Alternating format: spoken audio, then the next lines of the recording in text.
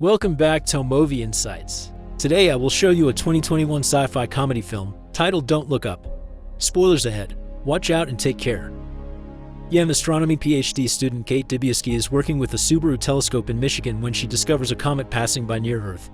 Her professor, Dr. Randall Mendy, congratulates her on her findings, and after naming the comet after her, they calculate its trajectory, coming to the conclusion that the comet will hit Earth in 6 months and, because of its huge size, it will cause planet-wide extinction. On the edge of panic, they call NASA to inform them of this discovery, and the head of Planetary Defense Coordination Office, Dr. Teddy Oglethorpe, tells them to come to DC so they can have a meeting with the president about this issue, which is now considered classified information. They go to the White House early in the morning and are left waiting the whole day without hearing a word from the president, who is prioritizing taking care of a scandal involving one of her candidates. Kate and Randall are sent to spend a night in a hotel, where they call their loved ones and try to find comfort in their voices without being able to tell them what is going on. Randall calls his wife June and his sons to check on them, and Kate talks to her boyfriend Philip, who works as a journalist for an important newspaper. The following day, Kate, Randall, and Teddy finally get to see President Janie Orlean and the Chief of Staff Jason Orlean, who also happens to be the president's son. They do not take their warning seriously, saying they are warned about the end of the world every month with excuses like economic collapse and loose nukes, so for now, she wants them to sit in asses until the midterms are over. Seeing as the White House will do nothing, Teddy wants them to leak the information to the press, which could get them in trouble since talking about classified information is illegal, but it is still better than dying to a comet. While Sir Peter Isherwell, tech billionaire CEO of Bash, also learns of the incoming comet thanks to some astronomer friends of his, Philip gets Kate and Randall an interview with the New York Herald. They accept to publish their story, especially when they confirm the data with other scientists and hear the White House denies ever meeting them. But first, they want them to appear on the morning talk show The Daily Rip, hosted by Brie Eventi and Jack Bremer. They are not taken seriously by the hosts either. They think they must keep bad news light, and Kate snaps, getting angry on camera and pointing out how terrifying the situation is before storming off. Randall does stay to finish the interview, and after they are done, Brie invites him to have drinks with her later. Afterward, the New York Herald's marketing team shows them the results of their presentation. The singer that appeared before them talking about her breakup had more mentions on social media. Kate has become a meme as an angry lady, and Randall is seen as extremely handsome for a scientist, but nobody cares about what they had to say. The newspaper decides to cancel their support, claiming NASA said the data is not good enough, but they quickly realize the head of NASA, who is not even an actual astronomer, is one of the president's donors and working under her agenda. To make matters worse, Philip takes advantage of Kate going viral and writes an article about how he used to sleep with her, which she accepts as a breakup, and Randall cannot keep himself out of social media, arguing with anybody that questions his scientific knowledge and conspiracy theorists. When the president finds herself as part of a bigger scandal involving some intimate pictures of her private parts, she sends the FBI to bring Kate, Randall, and Teddy to her office again and apologizes for having ignored them. Kate quickly picks up on the fact they are doing this just because they are afraid to lose the midterms, but accepts to help anyway because getting to stop the comet is the most important priority at the moment.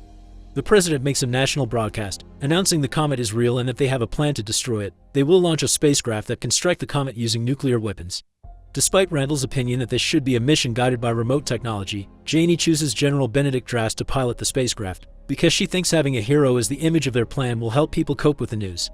Janie and Randall begin appearing in all kinds of TV shows and magazine covers as the event goes viral on the internet, finally getting the attention it deserves. After appearing on the Daily Rip again, Randall and Brie end up sleeping together while Teddy and Kate argue with comet deniers on a conservative show. The day of the launch comes, and the event is broadcast globally. The spacecraft successfully takes off, but General Drast's microphone is quickly muted because he keeps saying incredibly bigoted things on camera. Everyone is ready to celebrate the fact the comet will be gone soon, but when Isherwell arrives and talks privately to the president, they are shocked to discover the spacecraft is coming back. Janie has canceled the mission. Some hours later, while the world is still trying to understand what happened, Randall is assigned as chief science advisor to the White House and brought to an emergency cabinet meeting while Teddy and Kate are left behind. It turns out the reasons why they canceled the mission is because Isherwell, who is also one of the president's donors, has discovered that the comet is composed of trillions of dollars worth of rare earth minerals that technology manufacturers use in objects like phones, and they have been running short of them because China owns most of the mines. The plan is to send some drones to fragment the comet and let those smaller fragments fall into the ocean to be mined later. Randall does not agree with this, especially when he realizes that the technology Isherwell is going to use has not undergone scholarly peer review and every scientist that tried to speak against it has been silenced, but the matter is out of his control now. After the meeting, he gets together with Kate and Teddy in a bar and tells them all about Isherwell. Some of the people overhear them and Kate decides they deserve to know the truth, so she announces loudly for everyone to hear that the president will allow the comet to hit the planet so rich people can get even richer. This incites a series of riots around the city, so the FBI arrests Kate and charges her with sharing classified information and damage of private property, but they agree to let her go as she signs a deal where she agrees not to talk about the subject in public or media anymore and to get off the grid, which Kate obviously accepts and returns to her little hometown in Illinois. Getting her old life back is not easy, since her parents will not take her back because they support the government and do not want any traitors in their house. She begins working as a cashier at a supermarket where he meets Yul and his friends, who admire her and invite her to hang out with them. After discovering they have been stealing from the market and letting them go anyway because she does not care anymore considering the end of the world is coming, Kate accepts to join them, beginning a relationship with Yul. Meanwhile, Randall continues to work for the president, thinking that is the only thing he can do to help the planet in some way, and has an ongoing affair with Bree. This blows up on his face when one evening, the two of them return to their hotel room and find June there, waiting to surprise her husband. Randall does not even apologize, just tries to make up some excuses, so June throws his pill bottles at him before leaving for good. After having an argument with Isherwell about his faulty science and being told algorithms say he will die alone, Randall appears on the Daily Rip and finally loses control. Furious, he yells on national television and calls everyone out for not being more worried about the comet, which people had started to believe is not real. He also points out how Isherwell is shutting up all scientists that do not agree with him, that the president lied and that the whole administration has lost its mind. The FBI catches him after this and offers him the same deal they gave Kate, so Bree breaks up with him. Sometime later, Randall is driving back to Michigan and Kate is hanging out with Yul when they both look at the sky and see the same thing. The comet is finally close enough to be visible by the naked eye.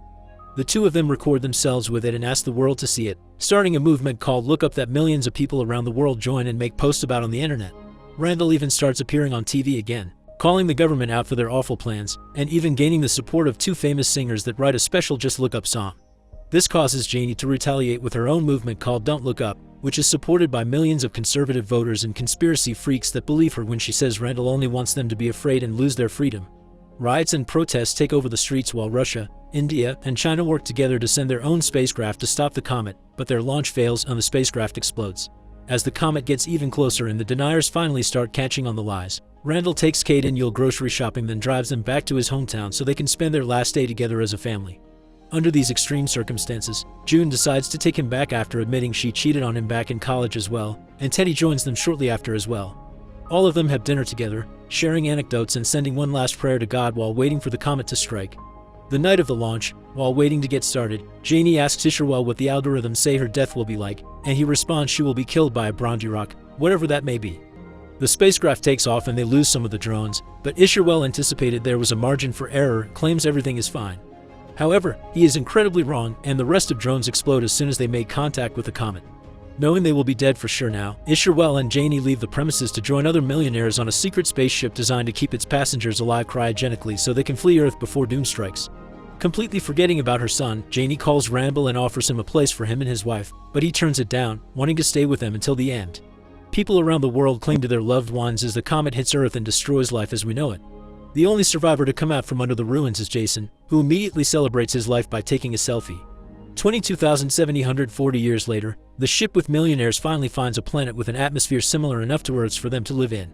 Men and women are woken up from their cryogenic sleep and explore the area, and when Janie sees a beautiful new animal and tries to approach it, she is attacked by it, effectively getting killed by a Bronze rock as predicted by the algorithms.